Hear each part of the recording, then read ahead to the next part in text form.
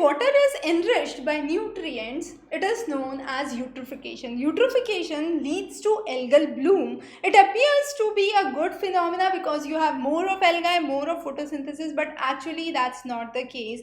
It is something which is not considered as good because it significantly deteriorates the quality of water. So let's understand it with a simple concept here. So you have a river flowing. This river is well bestowed with its flora and fauna. You have numerous fishes that are moving well around in this river. Now you have an industrial establishment that comes closer to it. Once there is an industrial establishment, what would happen? You are right. It would release certain effluents. So there would be the release of effluents from this industry that would take place. Now, as the effluents are released, these are usually the effluents which are rich in nitrogen and phosphorus. Now, these nitrogen and phosphorus rich effluents would lead to better growth of algae. Now, once you have better growth of algae in this region, what would happen? The direct contact of the oxygen from the surface and the deep waters would be cut, and as a result, the wildlife or the aquatic life which is below this algal bloom is ought to die, and that is where we understand the impacts of eutrophication. So as we said, eutrophication is a process through which nutrients are enhanced in the region. This could be either due to the industrial waste or the industrial disposal that is there. It could be due to fertilizers. It could be due to untreated sewage moving into water systems. It could be due to any of the agricultural waste, any of the industrial waste that is there. But ultimately what happens is it is increasing the amount of nutrients. Which nutrients? Nitrogen and phosphorus in the layers. As a result, this lead to what? It leads to higher amount of algae. What are the consequences? The consequences are dire. We could not even imagine what can happen. Firstly, if we think superficially, we would say there is lot of algal bloom, but since it is untreated waste, it would be foul smelling. So there would be foul smelling growth of algae that would be seen first of all. The second is it would cut off the oxygen from the deeper layers. As a result, it would create dead zones or anaerobic zones, zones where there is severe depletion of oxygen. So from the above layer, we would see the layers which are lying below are totally cut off from oxygen. As a result, this lower layer would be depleted of oxygen and would be considered as dead zones. Now, if a fish enters into a dead zone, definitely those fishes are ought to die. The next important thing is fishes require ample clear visibility in order to catch the prey. They won't be able to see the prey. What would happen with this layer of algae which is present above? There would be lack of sunlight in the lower layers, and as a result a big fish won't be able to catch the smaller fish. So those who are moving for prey would also find it difficult in order to get their food.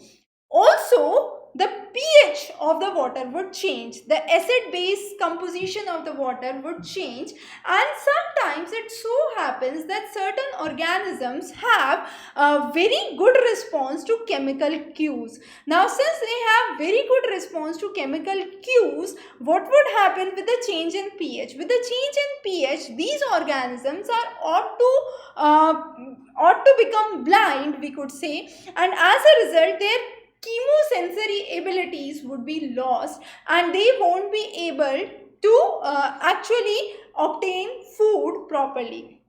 So that would again lead to creation of dead zones or anaerobic zones. Also, this is the region which has untreated waste. So there would be higher amount of toxic chemicals that would be present in the form of ammonia, in the form of hydrogen sulfide, which would ultimately be detrimental to the marine life or the aquatic life that is present. So the consequences are dire. Now, effect, as we already said, the proportion of algae would increase. However, the proportion of the aquatic animals would significantly decline, the aesthetic value of the region would decrease, the proportions of the nitrogen and phosphorus would increase, which would lead to change in the pH and decrease the chemosensory ability of certain aquatic animals that is there. Also, the composition of species would change because they won't be able to adjust to it. This would also create thermal pollution. How thermal pollution? Because the gradient of the temperature of water would change. A river which is running on a normal course has certain temperature of water on which it is running, but suddenly a discharge comes from industry. The discharge is treated and therefore it's directly coming from industry and is relatively hot. So this increases the temperature of this region. So there is a thermal pollution which is due to the change in the temperature that is seen of the water bodies, and that would also be affecting the aquatic life. But how can we actually control this phenomena is important. Firstly is reducing the amount of nitrogen and phosphorus, obviously, and if we are able to reduce this nitrogen and phosphorus, then definitely the proportion of eutrophication would decline.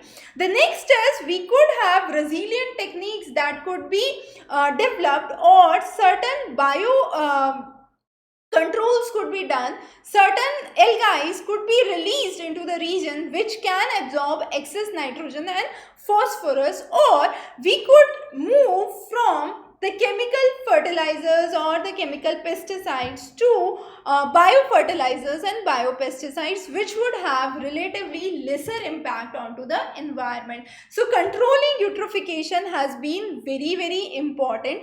We need to reduce the amount of excess nutrients that are released into the water system, mainly the nitrogen and the phosphorus, which are considered as a boon for the growth of algae. So if the proportion of nitrogen and phosphorus can be curtailed by any means, it would significantly lower the rate of eutrophication that is there. So the process of eutrophication is very simple.